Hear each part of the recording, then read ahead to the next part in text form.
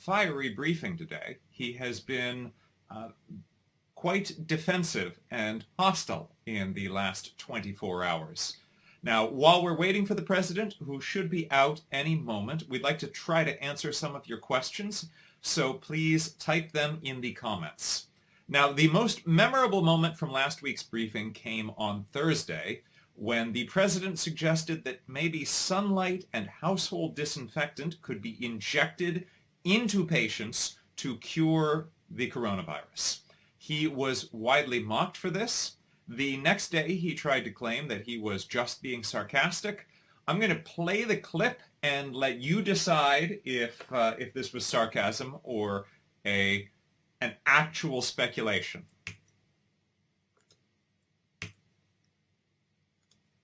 So, supposing we hit the body with a tremendous, whether it's ultraviolet or just very powerful light, and I think you said that hasn't been checked, but you're going to test it.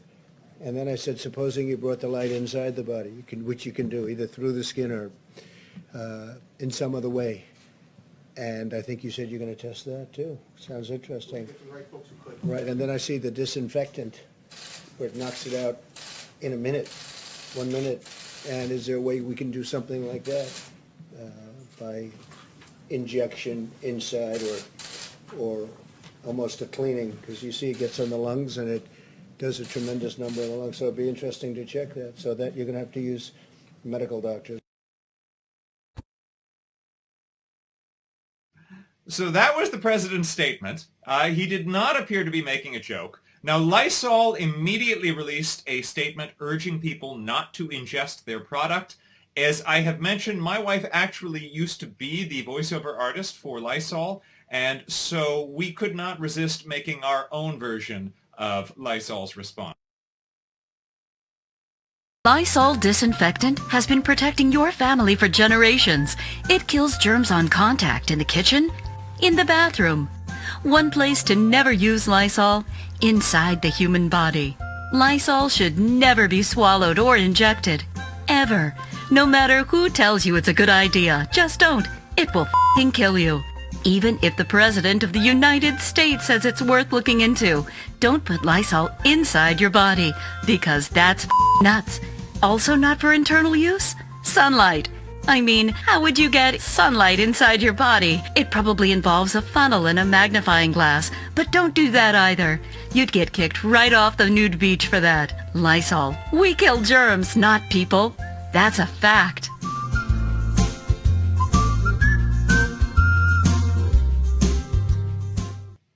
So, similar to that, the internet has been having some fun with the president over his suggestion that that this could, in fact, be a good way of coping with the virus. In fact, after being mocked mercilessly over his briefing on Thursday, he actually stormed out of his Friday briefing without taking any questions, and then canceled his briefings for the whole weekend. Yesterday, he spent much of First Lady Melania Trump's 50th birthday tweeting attacks at the media, Hillary Clinton, Joe Biden, a bizarre rant against what seemed to be conflating the Nobel Prize and the Pulitzer Prize and the word noble. He later deleted a lot of these tweets. He tweeted a doctored video that was made to look as if Joe Biden was sticking his tongue out luridly. So that's what the President of the United States spent his wife's 50th birthday doing, instead of, I guess, either celebrating her birthday or actively engaging in the coronavirus crisis, which at this point has claimed the lives of over 55,000 people in this country. Now, today's briefing was canceled as well. He tweeted that it wasn't worth his time to do these briefings, and gave the impression that he might just not do any more of them. But at the last minute, after today's briefing was already canceled, he rescheduled it And it is going to be in the Rose Garden, even though it is not even 60 degrees in Washington, D.C. today. The Rose Garden is often where he goes for some of his more theatrical, spectacle-oriented briefings. He seems to be trying to rebrand these briefings a bit. It is not being billed as a coronavirus task force briefing. It is being billed as President Trump holds a news conference. So I don't know if that will change the nature of it, but we will do our best in real time to bring you the facts that you need to know. Now, I'm Alan Piper. I'm supported by the whole NowThis team. Everyone is working from their homes. I am broadcasting from my apartment in the East Village. If there are any technical problems, we are not working with the aid of our technical studio today because we are all self-isolating at home. If a cat jumps up on my desk and pulls out my internet cable, as has happened, I apologize for that in advance. Now, we are expecting the president at any moment. I have just gotten an alert that that this briefing is beginning now. I'm getting a signal. I'm going to pull it up. This is how high-tech we are, is that I am struggling to get our signal up and live.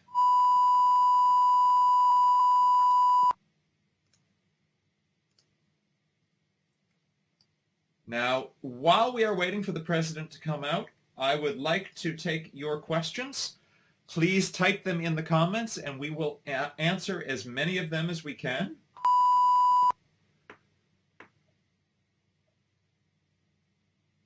Now, while we are waiting for the president to come out, I would like to just walk through the timeline a little bit, because he has seemed to very actively try to rewrite the timeline in recent days. So let's just run through it a bit. So President Trump likes to claim that he inherited a broken system. In fact, he said that what he got from the Obama administration was, quote, garbage.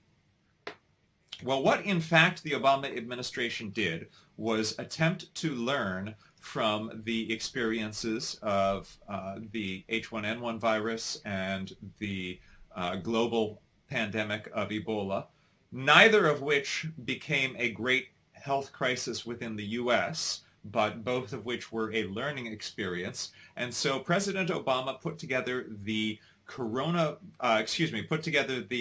Health Security Unit within the White House National Security Council. He also assembled a 69-page pandemic response playbook, and these were made available to President Trump when he came into office.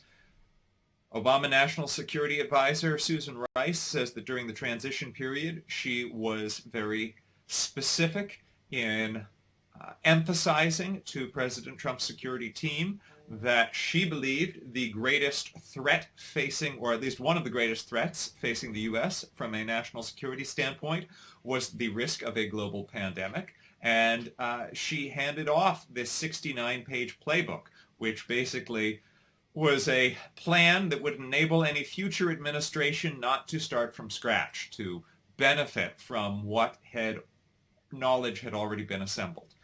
Now, in 2018, well, before we even get to that, in the first year of President Trump's term, his own Pentagon alerted him to the fact that he could really stand to restock the national security pile of masks, hospital beds, ventilators, and other equipment that would be necessary in the event of a health crisis.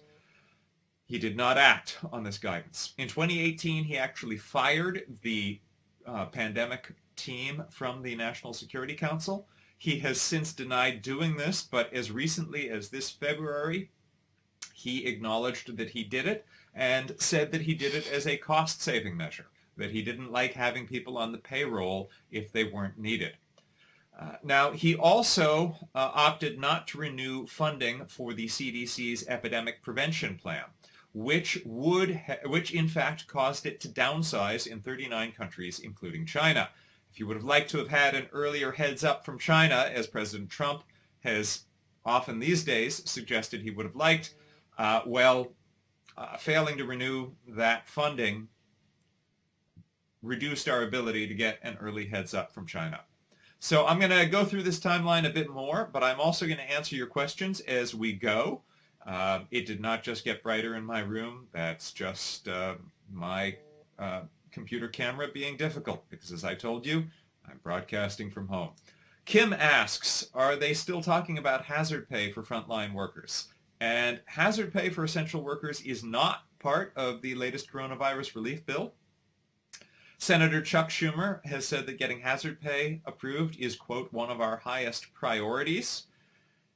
And for the next phase of relief, Governor Andrew Cuomo of New York has called on Congress to include funding for hazard pay for frontline and essential workers in New York, asking that they get about a 50% bonus on top of their existing paycheck during the pandemic. About 41% of New York's frontline workers are people of color, with women making up about 2/3 of frontline workers, while 1/3 come from low-income households. It's also important to highlight at this moment that one of the things that so far has not gone wrong is that we are not running out of food.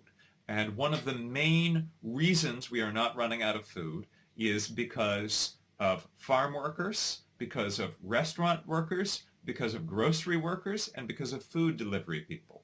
These are generally some of the lowest paid workers in society. Many of them are making minimum wage, or in the case of tipped workers, less than minimum wage.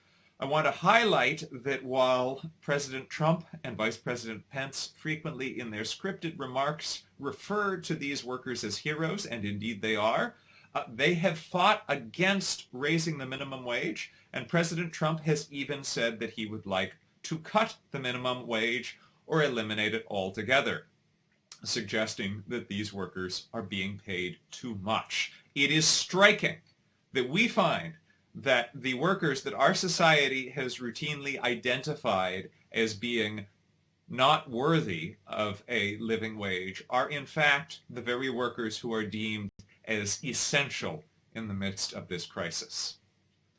Now, another question. Linda asks, are there any reports that anyone has actually tried to drink or inject disinfectant as a result of President Trump's suggestions? And unfortunately, the answer seems to be yes. State health departments and poison control centers across the country have been seeing a spike in calls.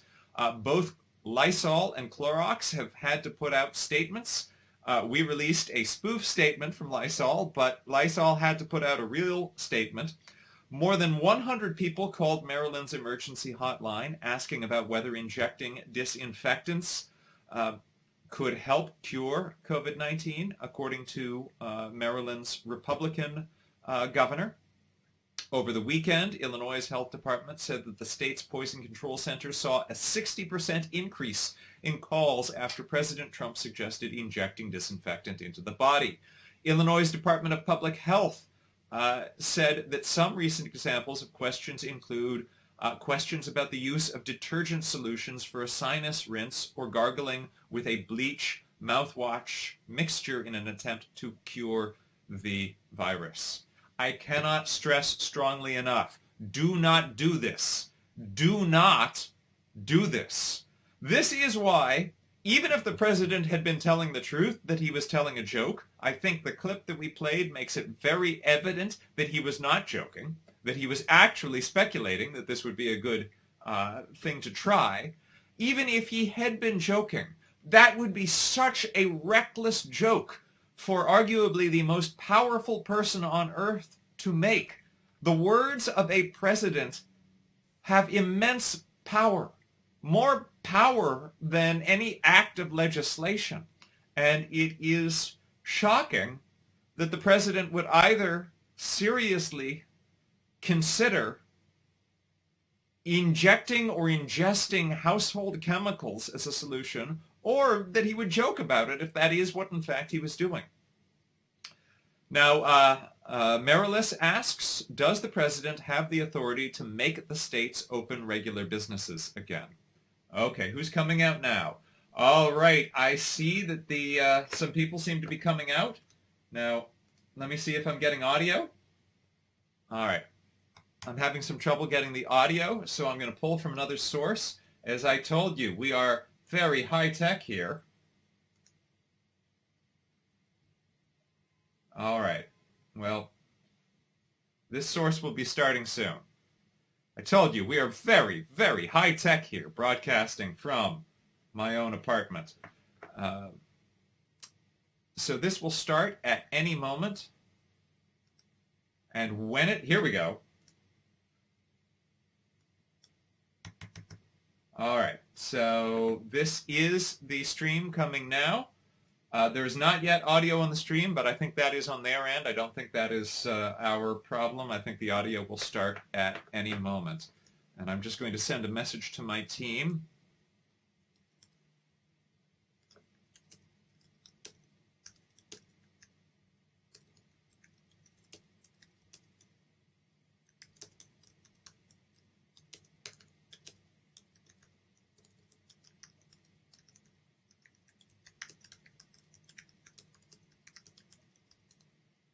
All right, so I see people coming out.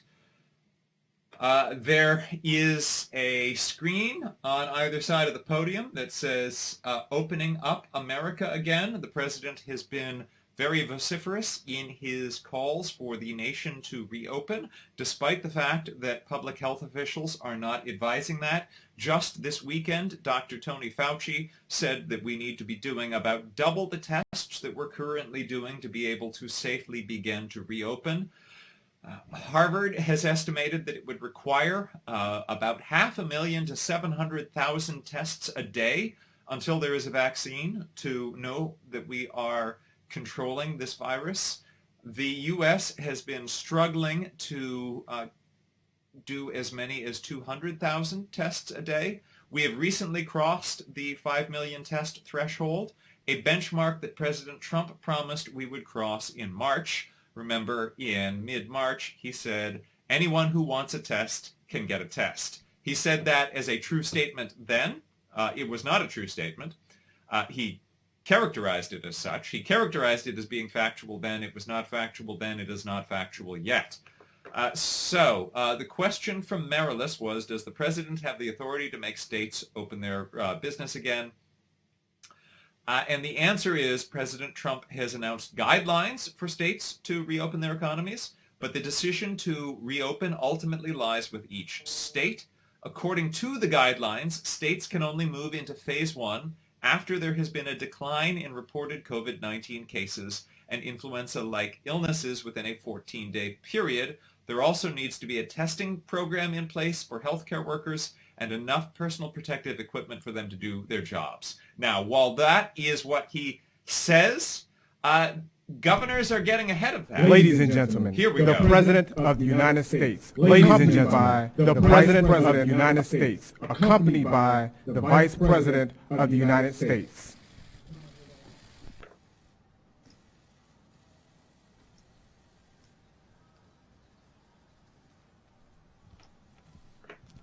All right, so as the president speaks, we will fact check in real time.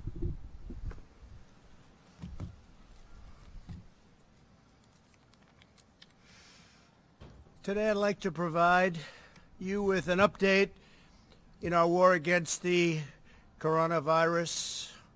Thanks to our comprehensive strategy and extraordinary devotion to our citizens, we've had such tremendous support all over. We continue to see encouraging signs of progress. Cases in New York. All right. Well, calling it an all-encompassing approach is an overstatement. There is still no nationwide strategy for testing. States are still on their own, largely in terms of figuring out how to do testing. Hospitals are still short of supplies, and the U.S. has recently crossed the threshold of 55,000 deaths from this virus. So already the president is overstating the case. Really a horrible situation that we've been confronted with, but they're moving along.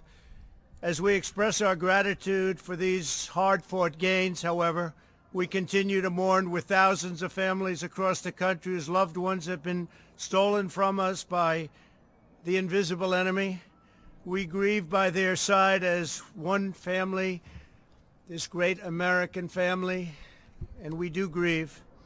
We also stand in solidarity with the thousands of Americans who are ill and waging a brave fight against the virus.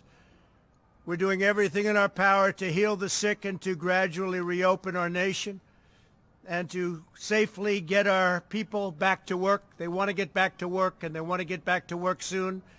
There's a hunger for getting our country back.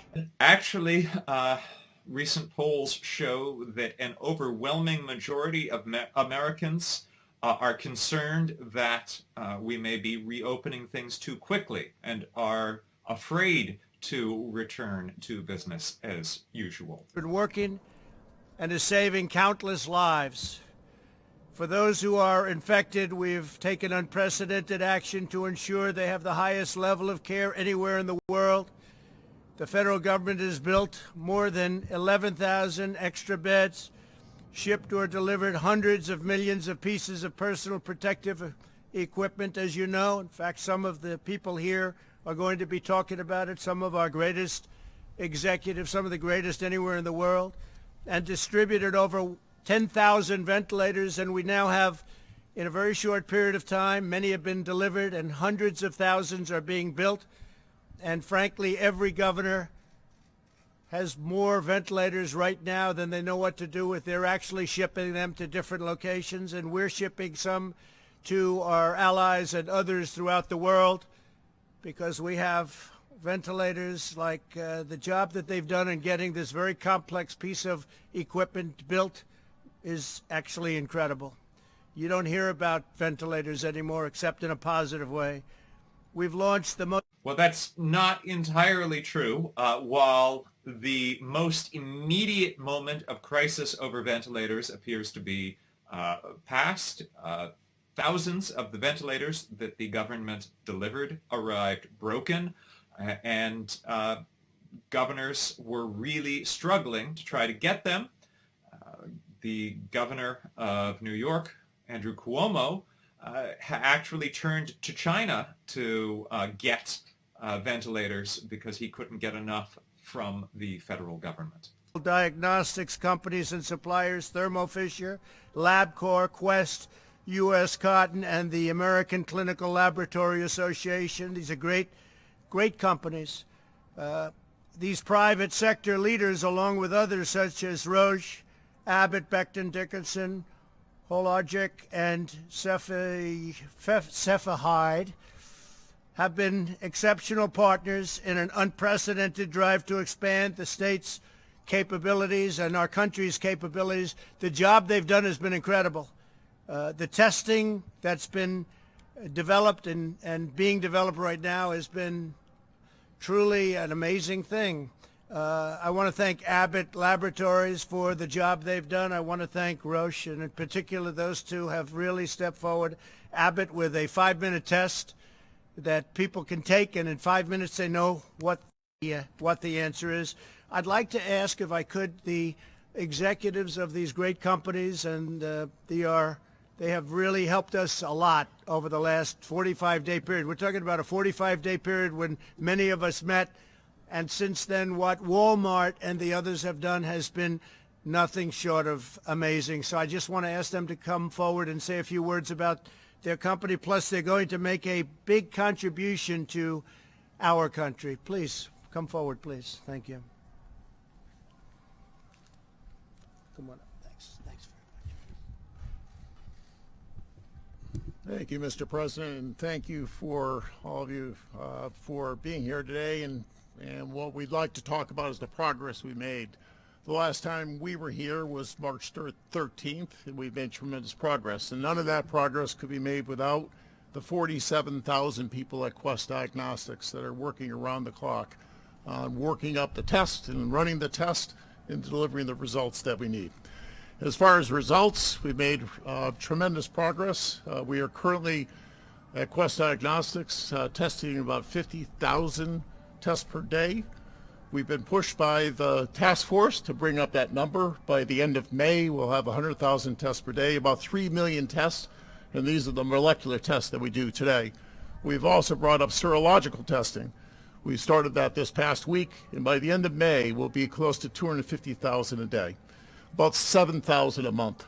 So you put those two numbers together, it's about 10 million tests by the end of May that we'll be doing at Quest Diagnostics. We're doing that also in a quicker way.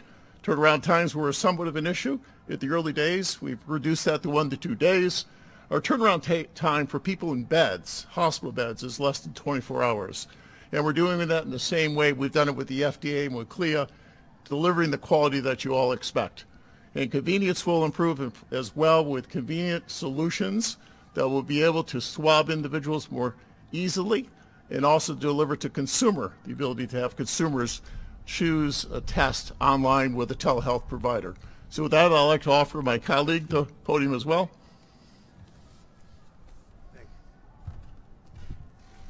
So just the context here, President Trump was just celebrating the fact that we have been aggressively working on testing for 45 days. He highlighted the number 45 days to highlight how much we've done in such a short period of time. The CDC issued its first warning about the coronavirus 110 days ago. The president's security team was informed of it earlier than that. But we have only been working on tests aggressively for the last 45 days. Germany began developing tests in January before there was a single case of coronavirus there. South Korea implemented a nationwide program within 2 weeks of the first case appearing in the country. But we are near the end of April, and only now are we beginning to have a testing plan in place. By the middle of May. And we're going to be working with the retailers, our colleagues that are here today, to help them as they expand their testing capabilities across the entire country. And lastly, Mr. President, we have a rather large drug development business, and we will continue to work with our colleagues in the pharmaceutical and the biotechnology industry to ensure we do everything we possibly can to enroll clinical trials fast so that we can get new treatments and potential vaccines. Thank you. Thank you very much. Thank you very much. Please go ahead. Thank you. Mr. President, thank you, and thank the administration for all of their collaboration to enable Thermo Fisher Scientific to be able to produce the test kits that companies like LabCorp and Quest and the public health labs around the world run. We met our original commitments of producing 5 million kits a week, and we're up to scaling that to double that in the coming weeks in terms of supporting testing around the world. I'd like to thank my 75,000 colleagues around the world for their tireless effort to make that a reality and supporting all of our customers to have the testing necessary to get America back to work. Thank you very much. Great job.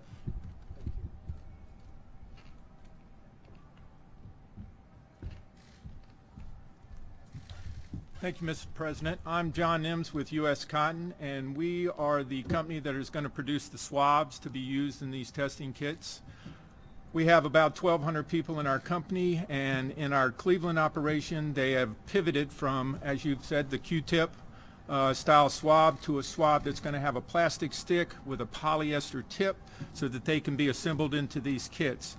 Our Cleveland team has done a wonderful job with this, and they're very excited to be able to help in this effort. So thank you, Mr. President. Thank you very much. Great job. Thank you. Now, that on the topic of swabs, President Trump has dismissed governors for claiming that there was a shortage of swabs. He falsely claimed that anyone could get swabs anywhere and that any kind of Q-tip could work for the test. It is worth noting that a shortage in swabs has been a major issue.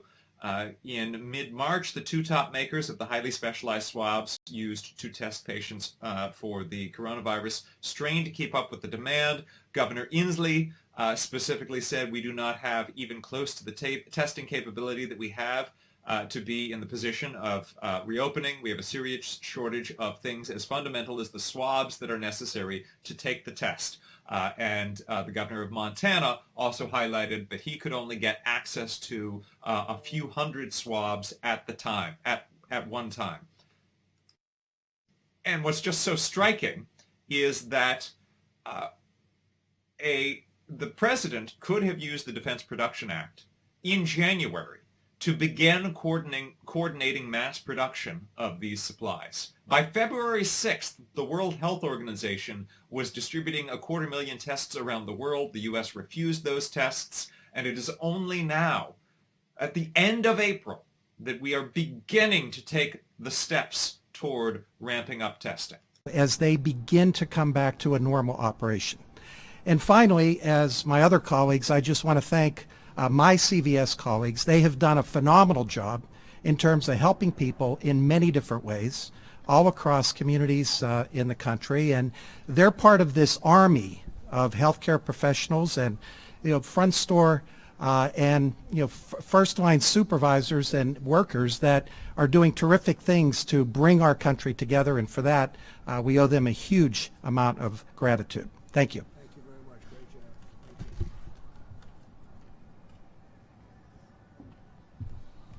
Thank you, Mr. President. Appreciate the invitation to be here today. And it was just 45 days ago when we were here. I'm Richard Ashworth. I oversee Walgreens in the U.S. And I just want to start off, Larry, like you, thanking the over 200,000 Walgreens team members who are in stores every day all across America taking care of our patients and our customers, giving them essential daily needs, the prescriptions, obviously, that they need, and even COVID testing while we're here. We also announced today we'll be expanding our testing capabilities across all states, including Puerto Rico.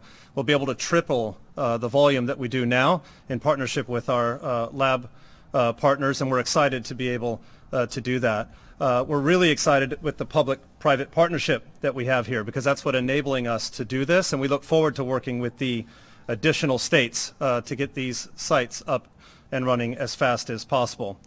As a pharmacist, I just want to say one quick thing. I'm really proud to be part of this profession, and not just Walgreens pharmacists and pharmacy employees, but all of them across grocery, mass, independents. You're really doing what you should be doing and what you went to school for, to help patients, counseling them on their medicines and helping them understand the problems that we're facing. Pharmacy is right here in it with everyone together in the community, and we look forward to being part of the testing like we are now, serology, whatever that might look like in the future, and eventually treatment when the vaccine does come. So thank you, Mr. President, for the opportunity. Great job. Thank you. Very much.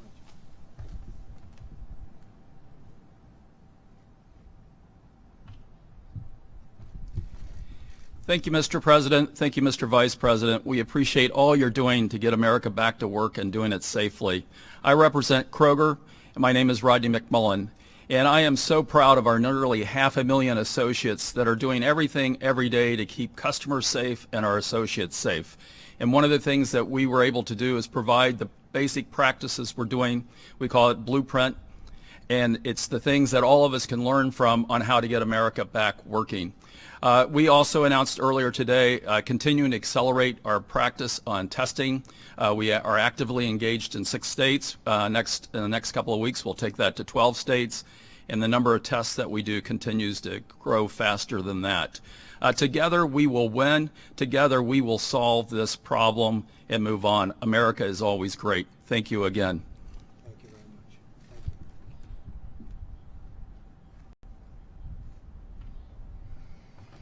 Thank you, Mr. President. My name is Doug McMillan. I'm a Walmart associate, and I too would like to start by thanking our associates for everything that they're doing in our stores, Sam's Clubs, distribution centers, and in our e-commerce fulfillment centers. They've been inspiring and continue to have a can-do attitude and step up. It's much appreciated. I want to remind viewers that President Trump claimed in a Rose Garden ceremony on March 13th that Walmart would immediately begin opening its parking lots as drive-through testing sites. That did not happen. Virginia Food Distribution Center. He was kind enough to come and thank our associates for us there, which is much appreciated. And the President and Vice President were speaking on the phone about surgical gowns, and the President asked if we could put in an order for millions of surgical gowns, and we don't normally buy those, so I wasn't sure if we were going to be able to do that. But I'd like to thank our apparel team and McKesson in particular for partnering with us. We've been able to, in the month of April, secure an additional 2.5 million surgical gowns, and by the end of May, we'll have an additional 6 million available to help. So thank you for the opportunity to serve and for being here. Great job. Thank you.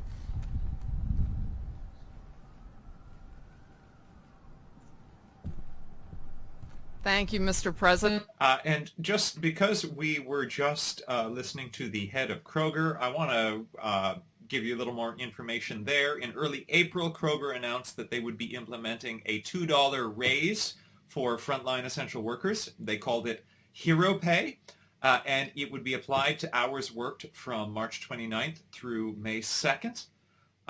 But most employees had maxed out at $10 or $11 an hour, so the Hero Pay does not even get them up to $15 an hour, which is what we have as a minimum wage here in New York, and which is what Democrats are pushing for as a bare minimum wage for this nation. Amazing. And we, too, are going to expand our testing, and we're doing about 1,500 a day. Thanks. Thank you very much. So thank you all very much. It's incredible what we've done together over a short period of time. I want to thank our Vice President. Again, he's highlighting the short period of time, and that is what is really so tragic about this, is that this is a process that started 45 days ago instead of 110 days ago. In February, South Korea was doing 15,000 tests a day. At that point, the U.S. was testing about 100 people a day. Time ago, it seems, decided not to do it that way, and the whole world is suffering because of it. 184 countries at least. But I want to thank all of it is 185 countries. Women for the job they've done. They've been fantastic with us, working with us. And as you know, for several weeks, my administration has encouraged the governors to leverage unused testing capacity in states. Very few understood that we have tremendous capacity. We have attempted to verify this repeated claim that governors were somehow unaware of the capacity that was available to them. We have been unable to verify that. It does not appear to be a factual claim. Governors are still struggling to get the equipment they need to both protect their medical workers and to conduct the tests that are needed. Period of time. A number that is an increase earlier in the month when we tested roughly less than 100,000 a day. So we much more than doubled it, and that will be doubling again very shortly. We are continuing to rapidly expand our capacity and confident that we have enough testing to begin reopening and the reopening process. We want to get our country open, and the testing is not going to be a problem at all. The testing appears that it will be a very great problem. Dr. Anthony Fauci said just this weekend that we need to be doing double the amount of testing that we are doing to safely open the country. And the president had promised that we would cross 5 million tests by the end of March. It has taken us till near the end of April to do that. We have it all. Other countries are calling to find out what are we doing and how do you do it, and we're helping them. We're dealing with a lot of countries, helping them on testing, just like we did on the ventilators. I directed our Medicare program to make it. It is really a strange claim to suggest that other countries are trying to emulate what we have done. The U.S. accounts for nearly a third of all the global cases of coronavirus. We have more than anyone. We have more than the next 4 countries combined. We account for well over a quarter of all the deaths in the world from the coronavirus. We have lost nearly as many Americans to the coronavirus as we lost in Vietnam. To help states, cities, to help local government get this horrible plague over with and over with fast. There's tremendous energy in our country right now. There's energy like people haven't seen in a long time, a spirit that they have not seen, and we're doing very well, considering what happened to us and considering if you look at what happened to others. This is something that the world has not seen for a long, long time. You can probably go back to 1917. To say that we are doing very well is a strange statement to make when the U.S. is on the brink of reaching 1 million cases of the coronavirus and when we have lost 55,000 of our people. The entire process and how much progress we've made and where we're going. Thank you very much. Thank you. Thank you, Mr. President. So the blueprint lays out the roles and responsibilities to enhance our partnership between the private sector and the public sector, bringing together state and local governments with the federal government to ensure that we can accomplish and achieve our core principles and objectives. We can have the first slide. The core elements of the testing plan include both three elements: robust diagnostic testing plans developed in partnerships with state, and I just really want to thank the governors and the health officials, both at the state and local levels, who've been working with us day and night to work through these issues, and also all the laboratory directors in many of the states, as well as the American Society for Microbiology, who've been working with us to ensure that the plans were efficient and effective. Within the robust diagnostic testing plans, it was really unlocking the full capacity of the state, increasing the number of testing platforms. We now have multiple tests for different platforms, increasing the ability to collect samples, increasing testing and laboratory supplies, and ensuring that we work together to make sure that every client receives the tests that they need. This is added with timely monitoring systems. And what do I mean by that? It's systems where we bring together the ability to not only diagnose the symptomatic, but proactively and interactively work with individuals that we know are at higher risk. We've worked with states to look at where the outbreaks have occurred when they're not in the large metros, and we see that it occurs very often in places of closed settings among our Native Americans and among our long-term care facilities. So an active monitoring program that's active, integrated, and innovative. And then combining us with the third element, which is the rapid response program, relying on CDC to be working with state and local governments to ensure that every symptomatic case and critically the asymptomatic cases are quickly tracked and traced to ensure that we can not only control this epidemic but predict outbreaks before they expand. And then finally, the plan includes an approach of using science and technology to develop even newer platforms, more efficient testing, really ensuring that the antibody tests that are utilized and recommended by both FDA and CDC have high quality in predicting both exposure to the virus and antibody development. And then finally, working on innovative tests that could be high throughput and point of care, an antigen-based test, or a point of care expanded nucleic acid test. Thank you.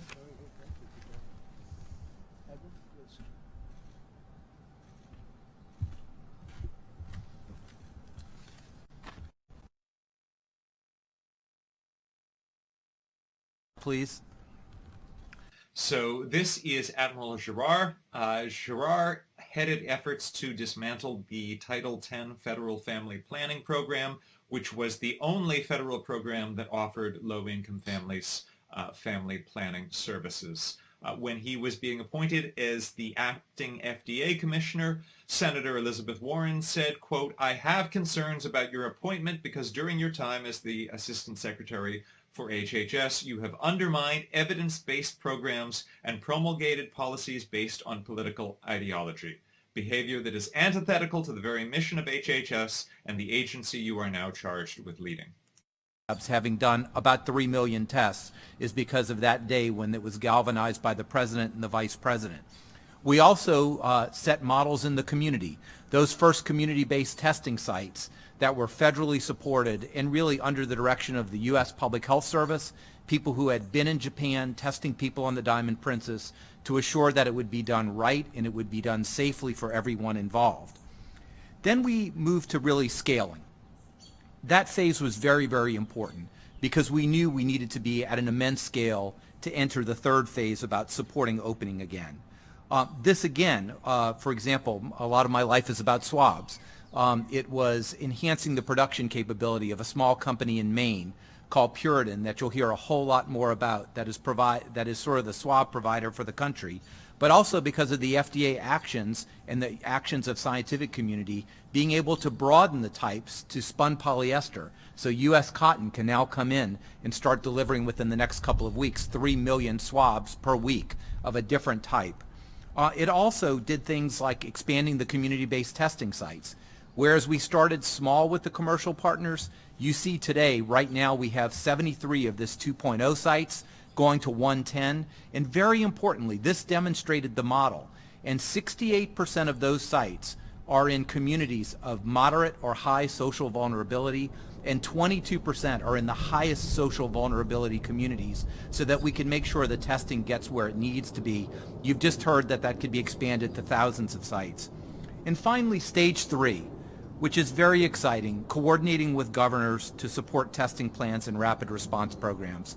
Over the past week, a multidisciplinary team from the White House, HHS, FDA, FEMA, has met virtually with multidisciplinary teams from every state, Puerto Rico and the District of Columbia, to understand what their testing aspirations are and to make sure that we can meet those demands.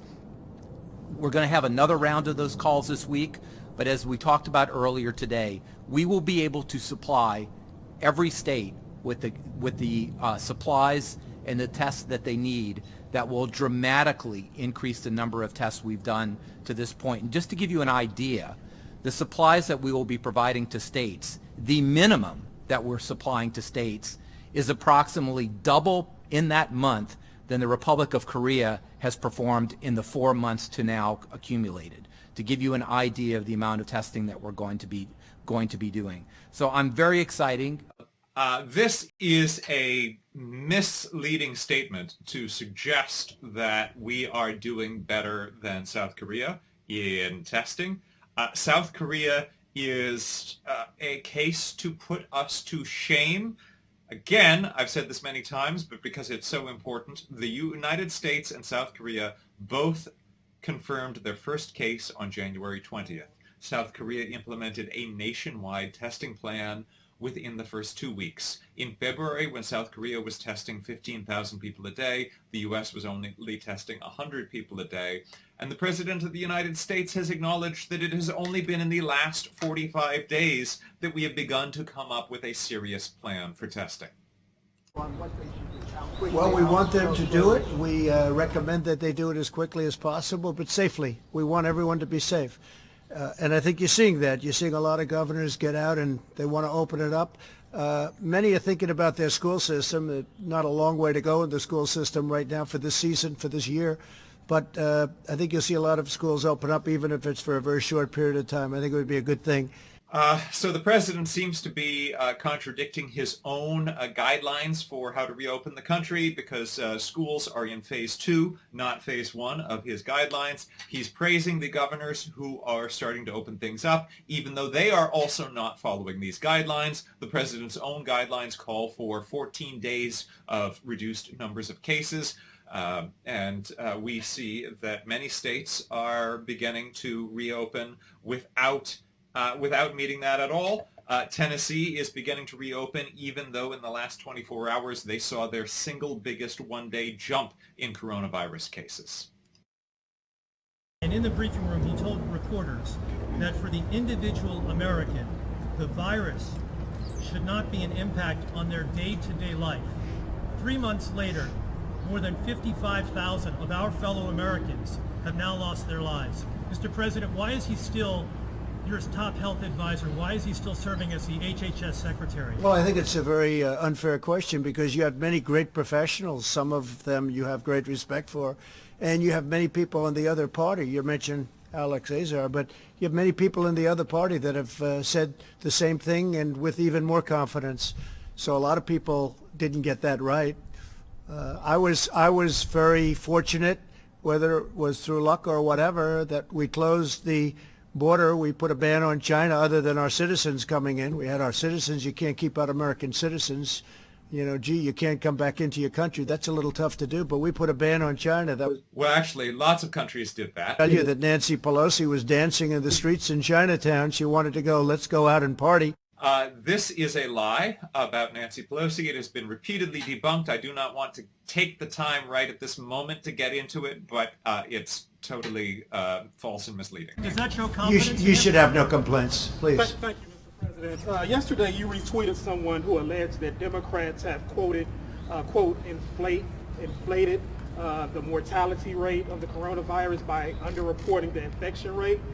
Do you believe that's true, that there's some sort of conspiracy theory regarding the number of infections states are reporting?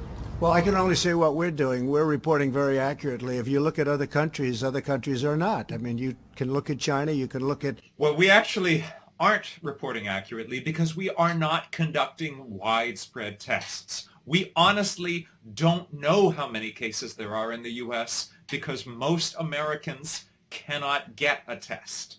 The Payment Protection Plan, the PPP plan, helps small businesses. Yeah. There have been a lot of concerns today with the website just not working. In fact, we heard from the American Bankers Association saying that they are deeply frustrated, and until it's fixed, American banks will not be able to help struggling small businesses. Do you know? Well, I just came out and I hadn't heard. I heard there was a glitch. We'll find out whether or not that's so. Certainly it did work out very well for the original amount of money. This is the second amount, and I'll find out about that. We're relying on the banks to go out and do an accurate job. Yeah, please, in the back. All the companies that get it. It is misleading to suggest that the last round of the Paycheck Protection Program worked flawlessly. In fact, there were large flaws, which I can get into later, but things are moving quickly, and I don't want to spend too much time.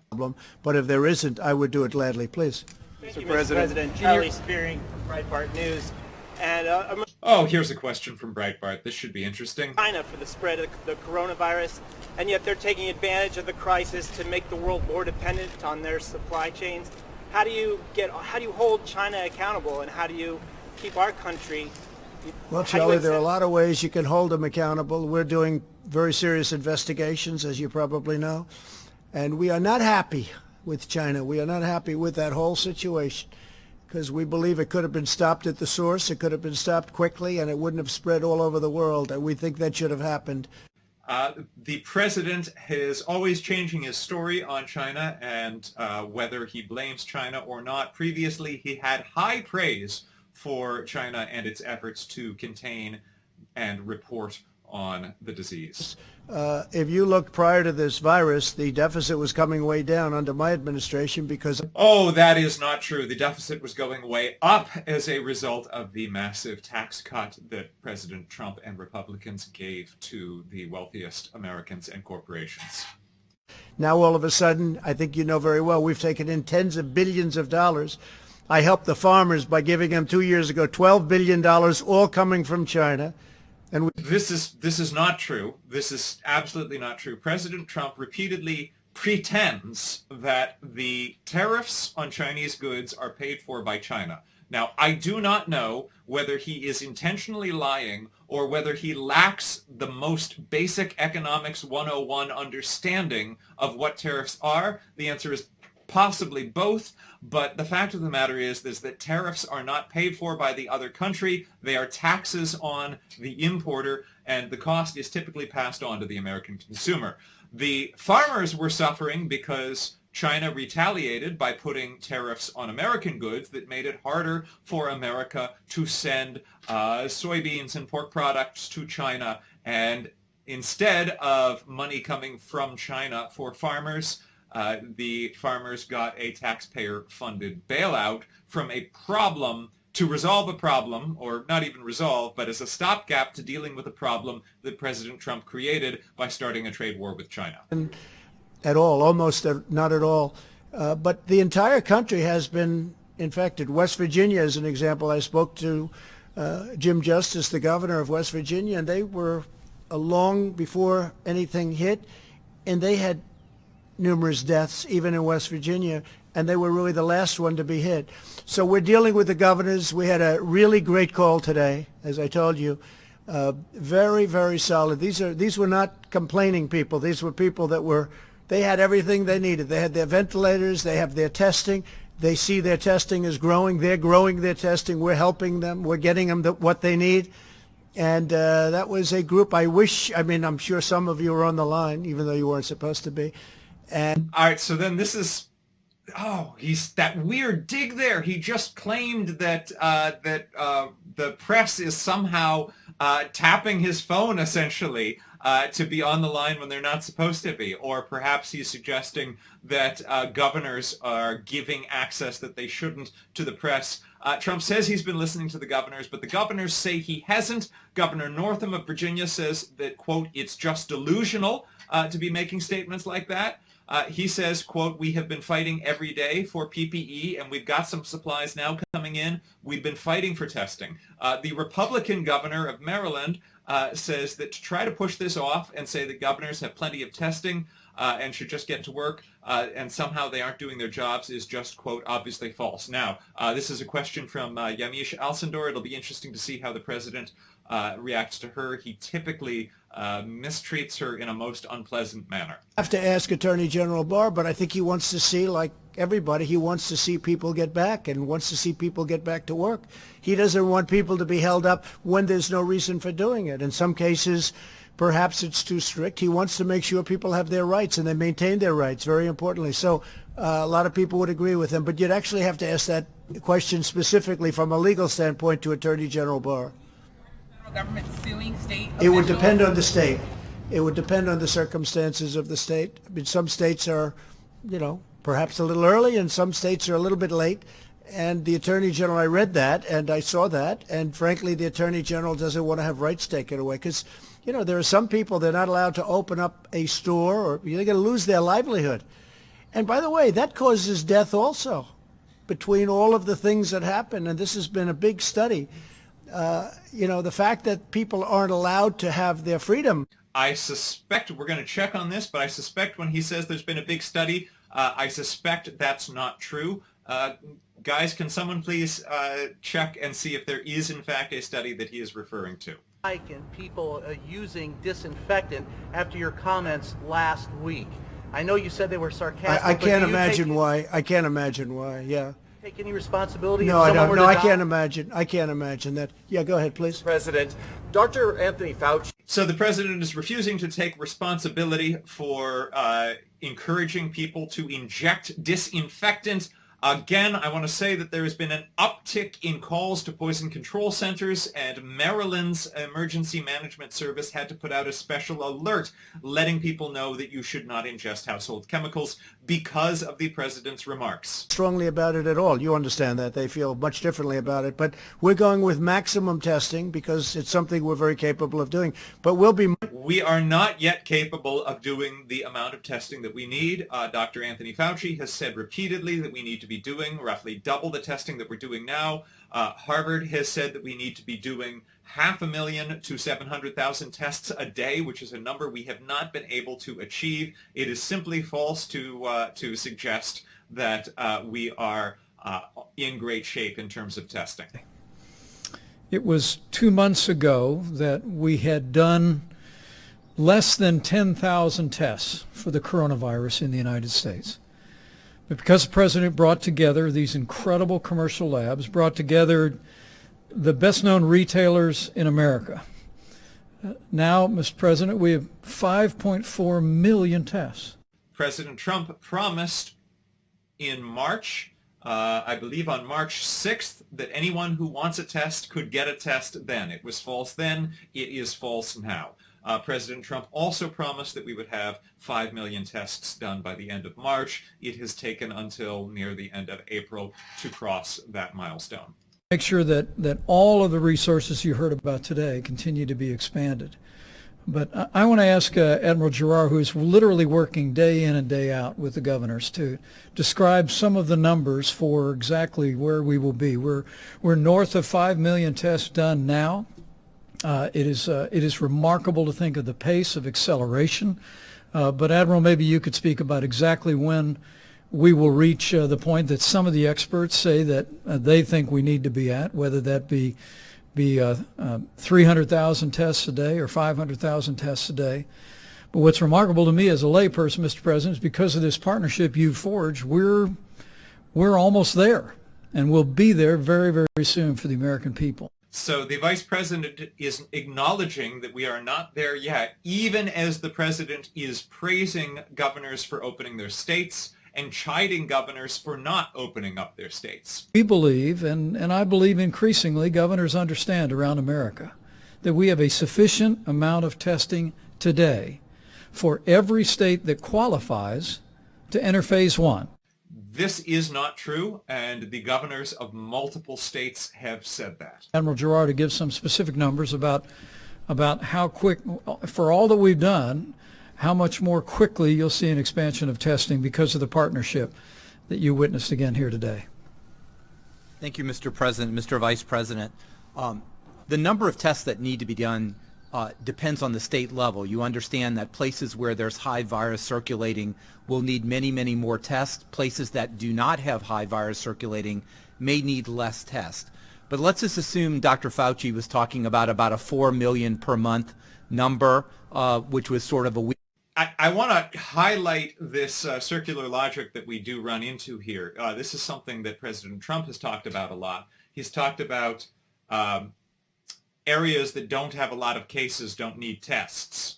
You don't know that you don't have a lot of cases if you don't have a lot of tests. In fact, President Trump specifically, at an earlier press briefing, praised West Virginia for not having any cases.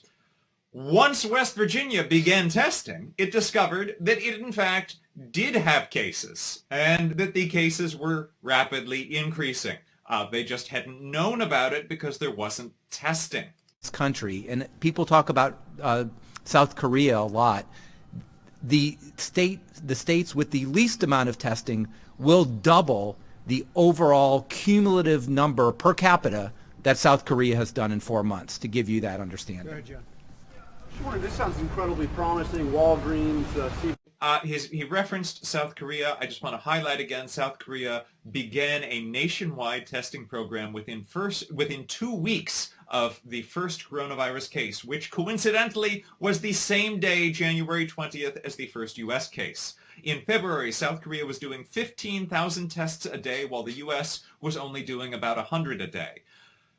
Because of South Korea's aggressive efforts, the death toll there has only been 240. Now, we have a much bigger population, so we should expect the death toll to be higher in the U.S., but only about 6 times higher. The U.S. death toll to date is nearly 230 times higher. And as for governors saying that they have the tests that they need, I just asked the team to look into some of the most recent quotes.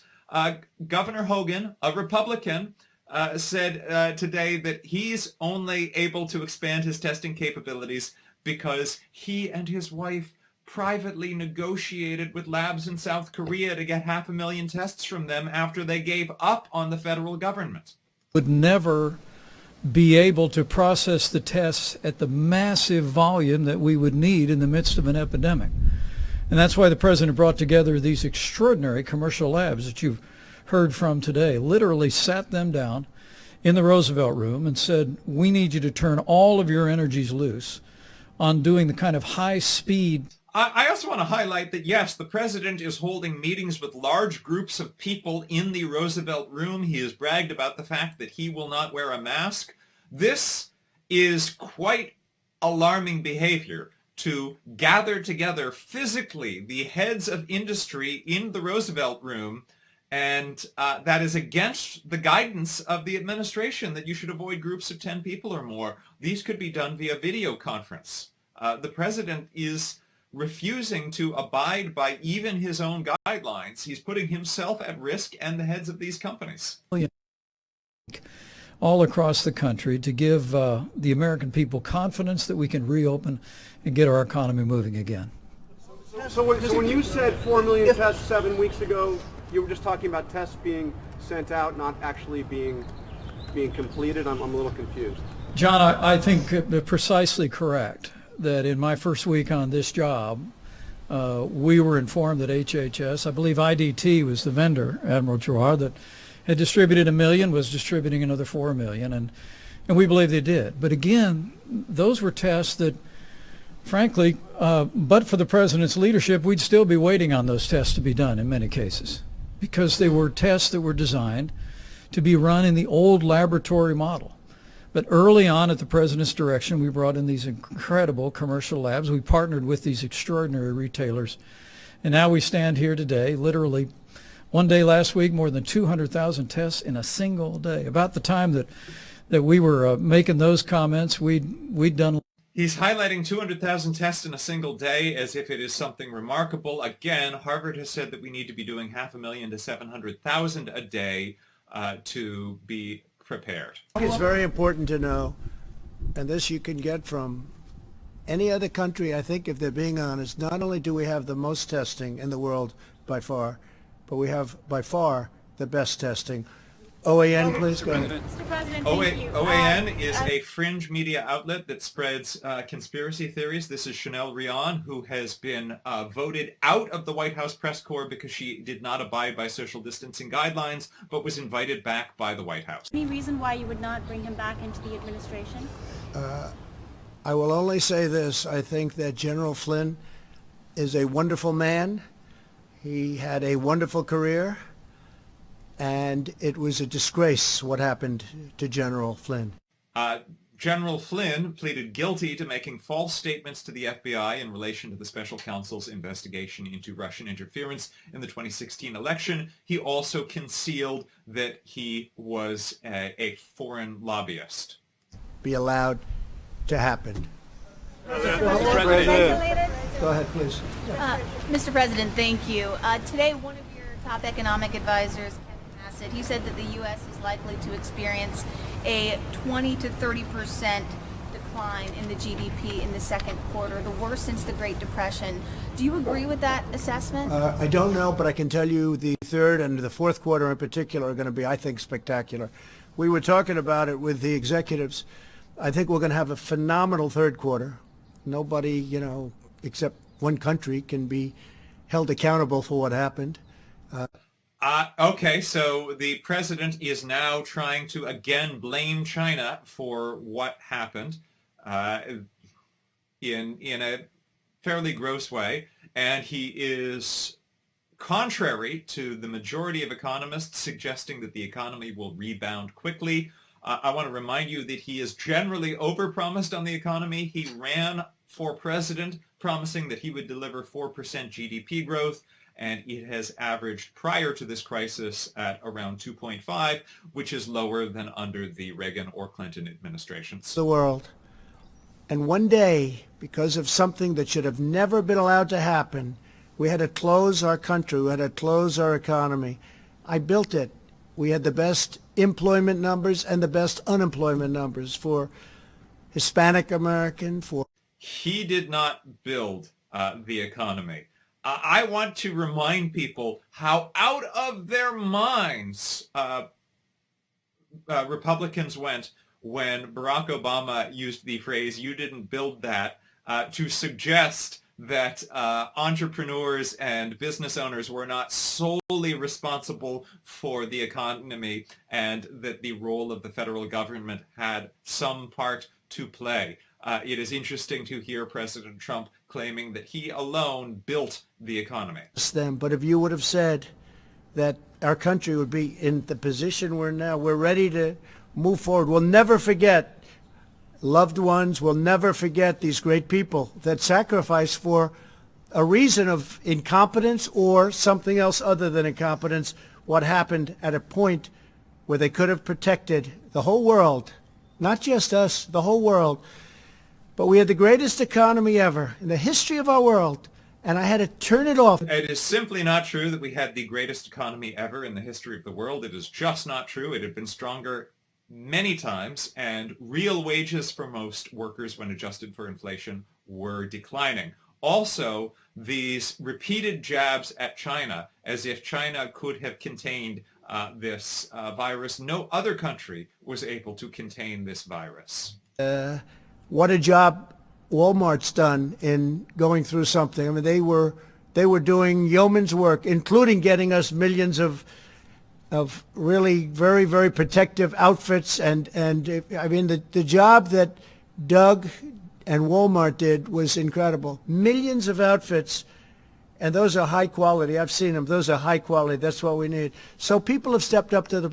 Well, we know that hospitals around the country are still short of the materials that they need to protect their frontline workers. And so I say, I built the greatest economy with all of the people that helped me and all of the people in this country. We built the greatest economy the world has ever seen. It was not the greatest economy the world has ever seen, and he, mid-sentence, walked back a little and acknowledged that other people were involved in building it, but he started it by saying, I built the greatest economy the world had ever seen. This is not a true statement in any respect. Italy is starting to make a comeback. I'm very happy to see that with my friend, the Prime Minister. It's tragic what went on in Italy and Spain and France and Germany, frankly, and every country over there. It's tragic. But we'll be looking at what's happening in Europe, and certainly we want to do that, and they want to do it too. They want to do it very badly. Yeah? It is tragic indeed what has happened in these other countries. No other country has been hit the way that we have. President Trump moments ago suggested that incompetence might be the reason. Those are his words. I think he was pointing the finger at someone else in using them, but it is in fact this country and this administration that has the highest number of total cases in the world, nearly a third of the world's cases, and much more than a quarter of the world's deaths. I hope he's fine. I do know how he's doing, relatively speaking. We will see. You'll probably be hearing in the not-too-distant future. All right, one or two more.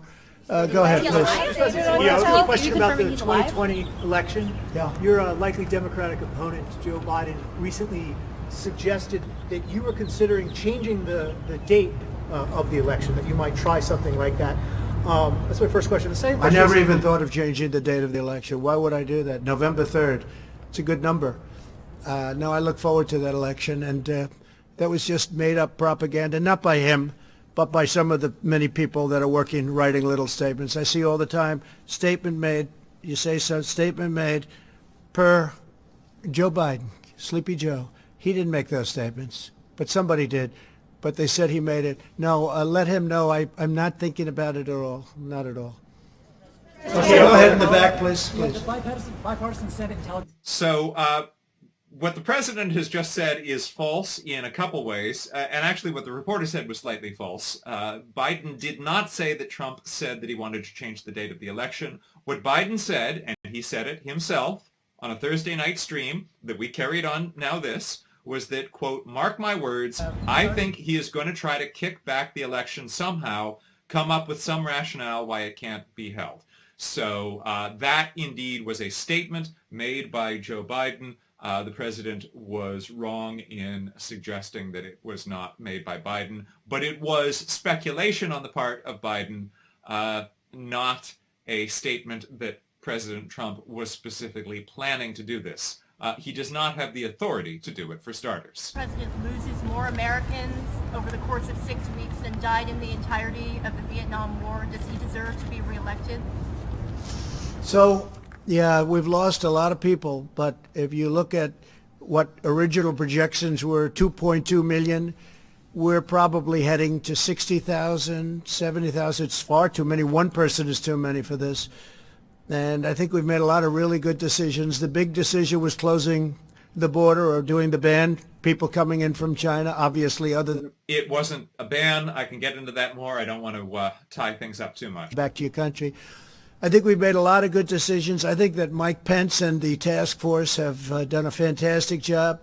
I think that everybody working on the ventilators, you see what we've done there, have done unbelievable. The press doesn't talk about ventilators anymore. They just don't want to talk about them, and that's okay. But the reason they don't want to talk, that was a subject that nobody would get off of. They don't want to talk about them. We're in the same position on testing. We are lapping the world on testing, and the world is coming to us. As I said, they're coming to us saying, what are you doing? How do you do it? And we're helping them.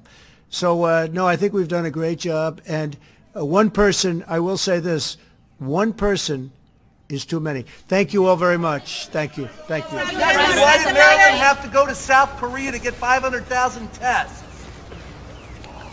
So the question that President Trump refused to answer that was called out to him was, why did the Republican governor of Maryland need to get his tests from South Korea?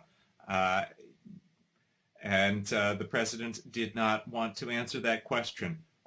The fact of the matter is that Governor Larry Hogan gave up on the federal government when it came to testing. He couldn't get the tests he needed. He and his wife, who happens to be a Korean immigrant, called labs in South Korea and negotiated to get 500,000 tests. He negotiated in secret because he was afraid that if President Trump knew that he was importing tests, that the president would confiscate them. He got the 500,000 tests from South Korea because he couldn't get them from the federal government. The president has suggested that it was another nation's incompetence that was to blame for this. Since this was a short press briefing, I just want to return to that timeline very quickly and just run through that with you. So there was a lot of focus here on testing, and I want to talk about testing, and I want to talk about the president's response. So we went over before this how President Trump fired the people from the Obama administration, fired the pandemic response unit from the National Security Council. So they could have been people helping us get ahead of this. Moving on from there, we now know, because of reporting from ABC, that the intelligence community first began to warn of this virus as early as November 2019. The president did not act then. January 8th, the CDC issued its first warning. That was about 110 days ago. President Trump is boasting about what has been done in the last 45 days of testing. Even if he hadn't been warned in November, by January 8th, his own CDC was issuing warnings. We could have been working on testing at that point. On the very next day, President Trump instead held a rally. The World Health Organization on January 9th reported on this crisis. On January 10th, the World Health Organization issued a comprehensive package of technical guidance with advice to all countries for how to detect, test, and manage the potential cases. 4 days later, President Trump held a rally. January 18th, the Washington Post reports that Secretary Azar of HHS tried to have an urgent call with the president about the crisis. President Trump repeatedly cut him off to berate him about his handling of an attempt to ban vaping, flavored vaping products. He then hung up the phone and went golfing. This next day he went golfing. January 20th, the next day, was the first day that South Korea and the United States confirmed their first cases, and the two countries could not have reacted more differently. South Korea immediately began setting up a nationwide testing plan. The United States did not. On January 22nd, Trump was asked whether he was worried. He said, "No, not at all. Quote, we have it totally under control. It's one person coming in from China. It's going to be just fine." President Trump today was attacking China for not responding quickly. Well, on January 23rd, China shut down the entire city of Wuhan. The World Health Organization that day held an international news conference, and Senate Minority Leader Chuck Schumer called for a public health emergency. On January, President Trump during this press conference said, well, Democrats didn't know what was coming. On the 23rd, Chuck Schumer called for a public health emergency. On January 27th, Joe Biden wrote an op-ed warning that the Trump administration was already failing in its response. On January 28th, then presidential candidate Senator Elizabeth Warren released her coronavirus plan, and that night President Trump held a rally. Only the next day was a task force formed. This seems to have come at the urging of President Trump's trade advisor, Peter Navarro, who sent an urgent memo warning of the risk of a full-blown coronavirus outbreak in the U.S. that could imperil the lives of, quote, millions of Americans. At this point, the State Department was working to bring home 6,000 Americans from Wuhan. Wuhan was already closed up, shut down because of this crisis, and even though we did not have tests, we did not have 6,000 tests. We brought 6,000 Americans home from Wuhan, even though they had likely been exposed to the virus. On January 30th, China locked down all of Hubei province, and the World Health Organization declared a global health emergency. That night, President Trump held a rally. In late January, we know that Secretary Azar requested $136 million to fight the virus. The White House rejected the request. February 1st, Trump went golfing. That day, Vietnam halted all flights from China, not just flights of foreign citizens, but all flights, anyone, anywhere in the world, even if you're a Vietnamese citizen. Only on February 2nd does President Trump put in place a partial travel restriction on China. He's characterized it as a ban. It is not. We know that some 40,000 people entered the country after that, not only American citizens, but other authorized travelers. And it may not have mattered because at that point, some 300,000 travelers had entered the U.S. from China over the previous month. On February 3rd, the World Health Organization released a strategic preparedness and response plan to help protect states with weaker health systems.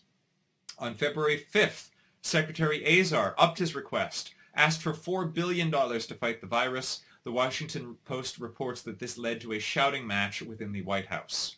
On February 6th, testing. The World Health Organization began distributing 250,000 tests around the world. The U.S. said no thank you, we would produce our own. Around that time, the CDC produced a total of 90 tests, which turned out to be faulty. February 10th, President Trump proposed a budget that would cut the CDC's funding by 16%. This was this February. He was still trying to cut the CDC. February 10th, he said that it goes away in April.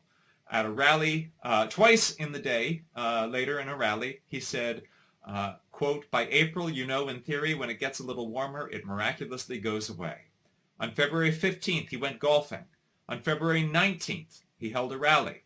Didn't mention the coronavirus. On February 20th, he held a rally. On February 21st, he held a rally. On February 23rd, his trade advisor, Peter Navarro, sent an even more urgent memo warning that as many as, quote, 1.2 million souls could be jeopardized if the president didn't take greater action. Only the next day did he finally ask Congress for additional funding, but that same day by tweet he said, quote, the coronavirus is very much under control in the USA. February 25th, he tweeted, the CDC and my administration are doing a great job of handling the coronavirus. I think it's a problem that's going to go away. February 26th, he said, you treat this like the flu, the risk to the American people remains low. February 27th, he said, quote, like a miracle, it's going to disappear. February 28th, he held a rally where he referred to the way Democrats talked about the coronavirus as, quote, their new hoax. The next day was the first publicly confirmed U.S. death from coronavirus. That day, Washington state declared a state of emergency. March 3rd, President Trump said, quote, things are going very well, and said that he didn't think this would spread across the country. March 4th, he did an interview with Fox News where he suggested that it would be fine for people to go to work with the disease, and said, quote, it is very much in hand. March 5th, California and Maryland declared states of emergency. March 6th, Kentucky and Utah declared states of emergency. But he said, quote, I think we're doing a really good job in this country at keeping it down, a tremendous job. And he said on March 6th, anybody right now and yesterday, anybody that needs a test gets a test. They're here and the tests are beautiful. The tests are all perfect, like the letter was perfect. The transcription was perfect, right? That was not a true statement then. It is not true now. March 7th, New York declared a state of emergency and Trump went golfing. March 8th, he golfed. March 9th, he compared it to the flu in a tweet and suggested it would go away on its own.